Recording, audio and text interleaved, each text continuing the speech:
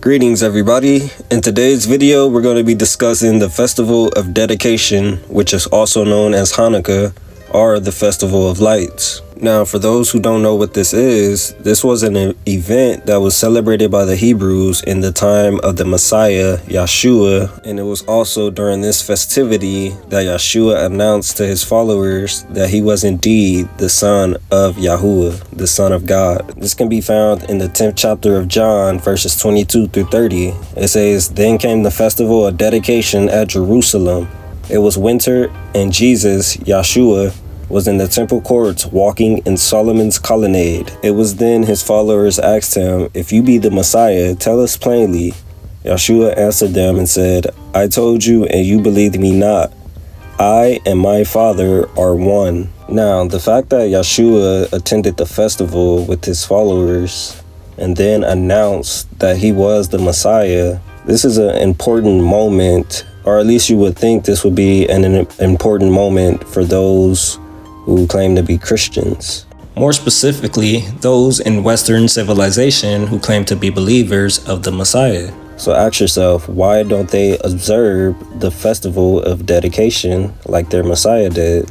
Why is it that Christians celebrate a holiday that is not found in the Bible over a holiday that is in the Bible? Remember, there's never any mention of Yashua celebrating Christmas, but there is a mention of him celebrating the Feast of Dedication along with his followers.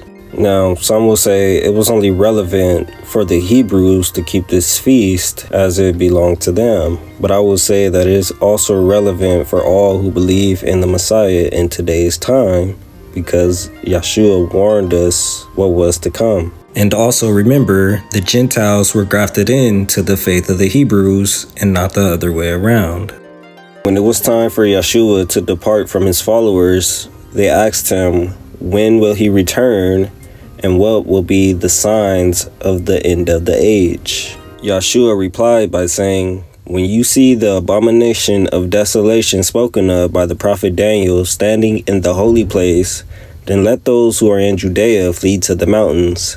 For there will be great tribulation, such as not been from the beginning of the world until now." So this is why the Feast of Dedication is very important for those who claim to believe in the Messiah to know, because it's going to involve them in the end of the age. If we all are awaiting his return, we need to be aware of what he is referring to when he speaks of the abomination of desolation spoken of by the prophet Daniel, as this story relates to the Feast of Dedication.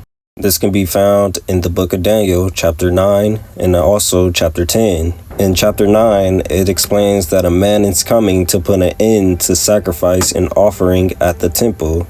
It also says this man will set up an abomination that causes desolation. So who is this man that is being referred to? In Daniel chapter 10, it says this man will be a king, and he will do as he please. He will exalt and magnify himself above every god, and will say unheard of things against the God of gods. He will be successful until the time of wrath is completed, for what has been determined must take place. I'm going to describe this man as someone that most Christians would understand. He was an antichrist. He wanted to magnify himself above the Most High. Now, this should sound familiar for those who are into their word. Who else is it that wants to magnify themselves above the Most High? Who wants to be like the Most High? This is none other than Satan, Lucifer. In Isaiah chapter 14, it says, "You said in your heart, I will ascend to heaven. I will raise my throne above the stars of Yahuwah. I will sit enthroned on the mount of assembly on the outmost heights of the sacred mountain.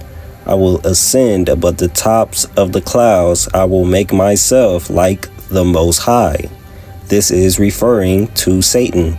So in Daniel chapter 10, this king who exalts himself above every god is the embodiment of Satan, and Satan's desire is to be worshipped like the Most High. So just remember, the desire of the Antichrist is not just to go against the Most High, but it is also for him to be worshipped as the Most High. there is a spiritual battle that's taking place. In the spiritual battle that took place in the time of the Maccabees, the wicked ruler known as Antiochus Epiphanes will be considered the Antichrist of their time. He was a Greek Hellenistic king who ruled the Seleucid Empire from 175 BC until his death in 164 BC. Here's the story of how we got the Feast of Dedication. Jews began to fall away from the covenant they had in place with the Most High, which was to keep his laws, statutes, and commandments. And this was recorded in the law of Moses. Daniel 9:11, all Israel have transgressed thy law, even by departing, that they might not obey thy voice. Therefore the curse is poured upon us. The number one thing they did to anger the Most High was worshiping idols. To discipline his rebellious children Judah, he allowed them to be exiled into Babylon, and they remained there for 70 years. After the Babylonian captivity, the Most High allowed his people Judah to return back home, where they would rebuild the holy temple that got destroyed by the Babylonians, and they would reestablish the covenant that they had in place between the Most High and their forefathers. But it wasn't long until the Judeans started to fall away again. This allowed the Greeks and the Romans to conquer their land, and they forced their culture and beliefs on to these Hebrews. So in the time of Antiochus Epiphanes, this was known as Hellenization, the adoption of Greek culture, religion, language, and identity by non-Greeks, meaning those that the Greeks ruled over had to adopt their way of life. Perfect example of how adamant the Greeks were about their culture is that the world today still celebrates their games that was honored to their god Zeus, which is now known as the Olympics. But in the eyes of the Most High, the Grecians were spiritually wicked, as they had sought to replace the Most High with their gods and to kill his saints who followed his commandments, as well as sought to change his laws, statutes, and commandments. But even more wickedly were the Hebrews, who wanted to assimilate into Greek culture, as the laws of the Most High was in complete contradiction to that of Greek culture, who were into paganism at the time. In the first book of Peter, chapter 4, verse 3, it describes how pagans choose to live their lives. It says, "For you have spent enough time in the past doing what pagans choose to do, living in debauchery, lust, drunkenness, orgies, carousing, and detestable idolatry." If there was one thing that the Most High detested the most when it comes to his people, it was idolatry. The Most High is a jealous God, so whenever the Hebrews began to worship idols, it angered him to the core, and it even is written that he would bring curses upon all who worship these idols. This can be found in Deuteronomy chapter 29, verses 17 through 20. But as I mentioned earlier, the Greeks were very adamant about their Greek culture, which revolved around the gods. And there were many gods of the Greeks. So this would be contradiction for those Hebrews who had sought to make a covenant with the Greeks. In the first book of Maccabees, chapter 1, it says that Antiochus Epiphanes stormed Jerusalem, and when he arrived, there were Hebrews who adopted his Greek culture. The wicked Hebrews who decided to make a covenant with Antiochus Epiphanes did so, believing that it would ease the suffering of their people. So these wicked men of the Hebrews began to follow the customs of the Greeks. They became uncircumcised, and they forsook the holy covenant that they had with the Most High. So Antiochus took full advantage of this disdain that the Hebrews now had towards their God and the law of the book. After Antiochus conquered Egypt, he went and marched up against Israel and Jerusalem with a great multitude of Greeks. They entered proudly into the sanctuary and took away the golden altar, the candlestick of light, and all the vessels inside of the temple.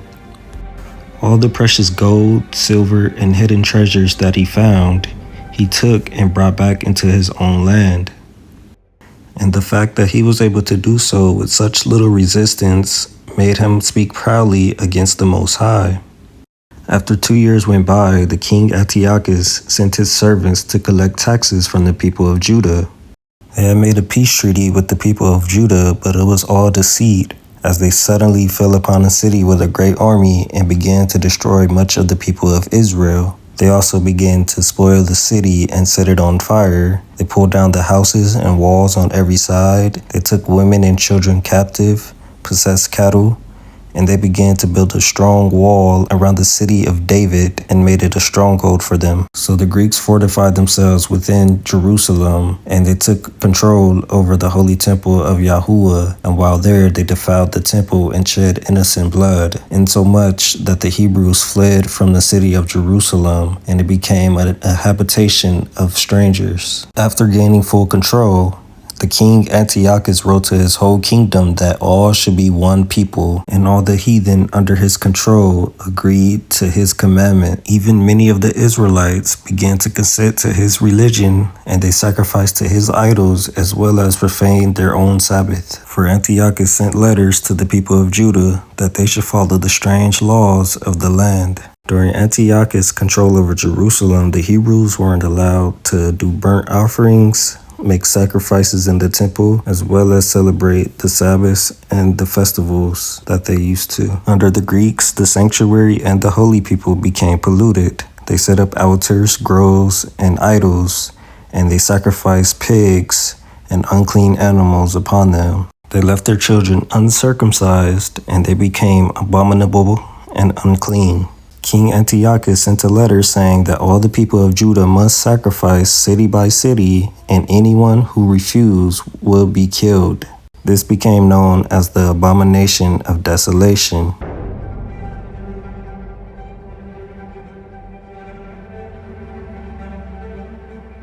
A place where the glory of God once dwelled had now become polluted.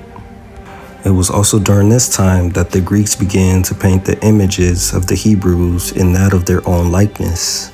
With the holy temple now defiled and the land of Judah under darkness, there was one Hebrew family that rose to the occasion, which would be known as the Maccabees. During this time period, there were no prophets sent down to Judah. This silent era was a time of testing for the Hebrews, and the Maccabees took it upon themselves to remain faithful to the Most High and His laws. They also would gather up the rest of the Hebrews who wanted to remain faithful to the Most High. They fled to the mountains, and from there they plotted on how to take back Jerusalem and cleanse the holy temple. These devoted to the Most High went to war against the Greeks, and they were able to conquer them.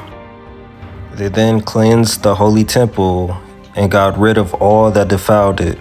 They rededicated the temple to the Most High Yahuwah, the God of their fathers. They lit up the menorah, which is a 7-stick branch menorah, and the oil that they used, which they were low on supply, lasted all the way up to 8 days. This was a miracle or a sign from the Most High, as the oil they used was not even enough to last for a couple days, but rather it lasted up to 8 days. So this was a sign to the Maccabees that the Most High was with them. So from that day forward, it became a custom for the Hebrews to celebrate the Feast of Dedication, which is also known as Hannukah today.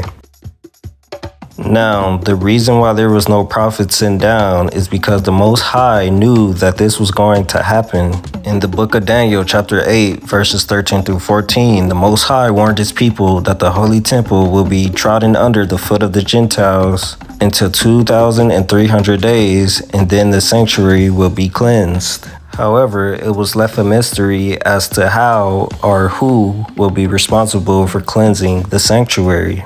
This was a test of faith for those who claimed to believe in him, and the Maccabees took it upon themselves to show how much they loved the Most High and his commandments. The Maccabees' reward for doing so was they got to rule over Judah for nearly 100 years. That is, before the Romans came. These rulers, who were descendants of the Maccabees, were known as the Hasmoneans.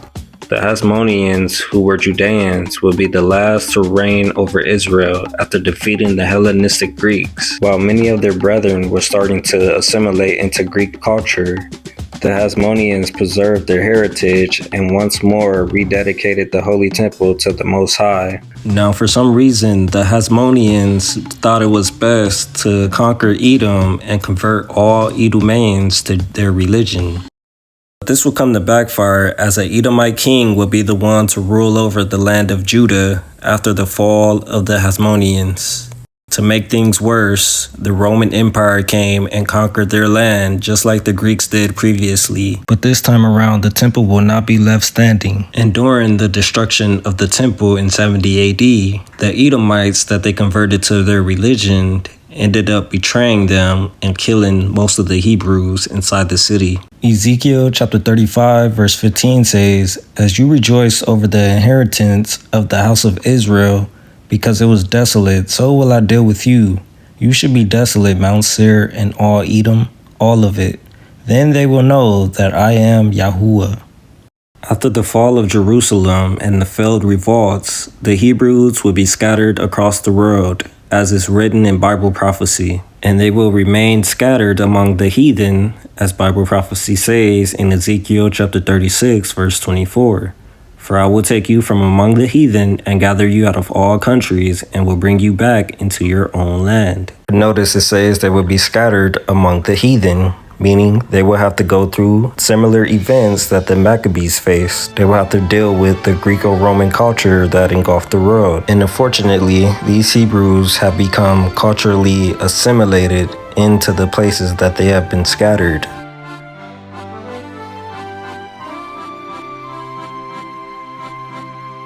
But there is also Hebrews who have not forgot who they are and what their mission is. And they are starting to stand up for their faith just as the Maccabees did. Especially at a time when the world is now preparing for the Antichrist's arrival. As the first book of John chapter 2 verse 18 says, "Children, it is the last hour. And as you have heard that Antichrist is coming, so now many Antichrists have come. Therefore we know that it is the last hour." This is why Yashua warned us about the abomination of desolation, which occurred in the time of the Maccabees. It will happen again. The second book of Thessalonians chapter 2 verses 3-4 says, "Don't let anyone deceive you in any way, for the day will not come until the rebellion occurs and the man of lawlessness is revealed, the man doomed to destruction. He will oppose and will exalt himself over everything that is called God or is worshipped, so that he sets himself up in God's temple, proclaiming himself to be God." The only problem is there is no temple standing today in the land of Jerusalem. So what temple is it referring to? It is referring to none other than the temple of the Messiah. Before the death and resurrection of the Messiah, Yashua told his people that if they was to destroy this temple, in 3 days it will be raised up. Book of John chapter 2 verse 19, that temple that he was referring to is his body. Yashua the Messiah took the place of the temple and he sacrificed himself up for an offering to the Most High, so that all those who believe in him will not see death but will be granted life. But before he returns to grant his people life, there will be a time of testing brought about on the entire world. This will be a time for people to prove how faithful they are to the Most High. But like the time of the Maccabees, there will be many people falling away from the faith. The first book of Timothy, chapter 4, verse 1 says, "Now the Spirit expressly says that in the later times, some will depart from the faith by devoting themselves to deceitful spirits and teachings of demons." So similar to those Hebrews who forsake the law of the Most High to follow the Greek pagan culture and to worship their gods, in the last days there will be believers turning away from the faith of Yashua the Messiah to follow the ways of the world. And this will take place before the Antichrist arrives. And the world is already prepared for the arrival of the Antichrist, as the rebellion has already occurred. This is what is now taking place in countries that are so-called devoted to Christ, as they call themselves Christians. But this is how they behave. The Antichrist will become the king over those who rebel against the Most High and his Son. First book of John, chapter 2, verse 22. Who is a liar but he that denies that Yashua is the Messiah? He is Antichrist that denies the Father and the Son. Similar to Antiochus Epiphanes, the Antichrist will walk in the same ways. He will lead many astray, and he will introduce the abomination of desolation into the world, and he will corrupt the temple of the Messiah. He too will start off with peaceful measures as to usher people in. And many people, even believers of the Messiah, will buy into what he has to offer. But the ones he will really want to go after is those who refuse to buy into what he is offering. This time period, which the Bible refers to as the Great Tribulation, will be similar to what occurred during the pandemic. They will go after everybody and will make it a requirement to have the mark of the Antichrist. In Revelation chapter 13, verse 16, it says, "He causes all, both small and great, rich and poor, free and bond, to receive a mark in their right hand or in their foreheads." He will require worship, just like the Antichrist who have come before him. This will be a time of testing for those who claim to believe in the Most High and his Son, Yashua the Messiah. Just as Antiochus Epiphanes defiled the holy temple and caused the abomination of desolation, so will it be for those who decide to take the mark of the beast. The Holy Spirit will depart from those who defile their bodies by worshiping the beast and receiving his mark. For those who will have to go through this time period, the Messiah warned us that when we see the abomination of desolation spoken of by Daniel the prophet standing in the holy place, let those who are in Judea flee to the mountains. For there will be great tribulation, such as not been from the beginning of the world until now, no, and never will be. But for all those who choose to remain faithful during those trying times, they will be rewarded with the gift of everlasting life, as Yashua the Messiah has promised us. Revelation chapter 19, verse 6.